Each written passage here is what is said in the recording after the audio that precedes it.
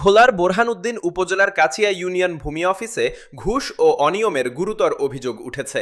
সেবাগ্রহীতাদের দাবি, অতিরিক্ত অর্থ না দিলে ভূমি সংক্রান্ত বিভিন্ন সেবা পেতে হয়রানির শিকার হতে হচ্ছে।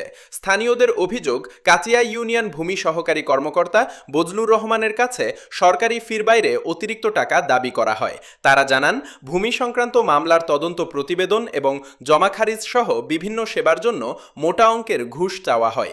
টাকা দিতে না চাইলে কাজ বিলম্বিত করা এবং অসৌজন্যমূলক আচরণেরও অভিযোগ করেছেন ভুক্তভোগীরা। এটা দেওয়ার কি নিয়ম আছে? এটা আমাদের ভুল হয়েছে। দেওয়ার নিয়ম বাফেটটা ছেলে নিতে পারে, অনেক সময় প্রতিনিধি দিয়ে নেয়, এক্ষেত্রে ভুল হয়ে গেছে। অনুসন্ধানে আরও অভিযোগ পাওয়া গেছে, টপগি ইউনিয়নের দালালপুর মৌজার একটি বিএস খতিয়ানের রেকর্ডভুক্ত মালিক মিলন মিয়া চৌধুরী হলেও একই জমির অনলাইন ভূমি উন্নয়ন করের দাখিলা ইস্যু করা হয়েছে অন্য ব্যক্তি নাজিমুদ্দিন চৌধুরীর নামে। ভূমি সংশ্লিষ্টদের মতে, রেকর্ডভুক্ত মালিক ছাড়া অন্য কারো নামে এ ধরনের দাখিলা দেওয়া আইন ও বিধিমালার পরিপন্থী।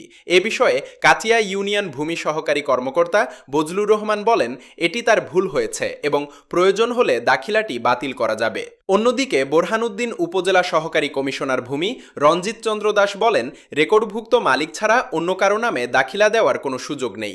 বিষয়টি ঊর্ধ্বতন কর্তৃপক্ষকে জানিয়ে আইনানুগ ব্যবস্থা নেওয়া হবে বলেও জানান তিনি। আপনারা যে বিষয়টা নজরে এনেছেন এর জন্য আপনাদেরকে ধন্যবাদ। এখানে মিলন মিয়া চৌধুরী উনি মালিক 1945 খতিয়ানে।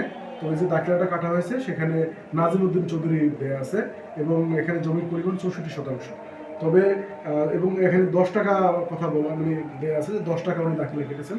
আসলে এই বিষয়টা উনি ভালো বলতে পারবেন এবং এখানে 64% দাখিলে 10 টাকা আসলে হওয়ার কথা না।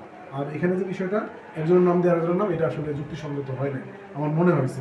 তবে এই বিষয়টা আমি আমার কর্তৃপক্ষের নজরে আনবো, সেটা ক্ষেত্রে আইনানুগ ব্যবস্থা নেওয়া হবে।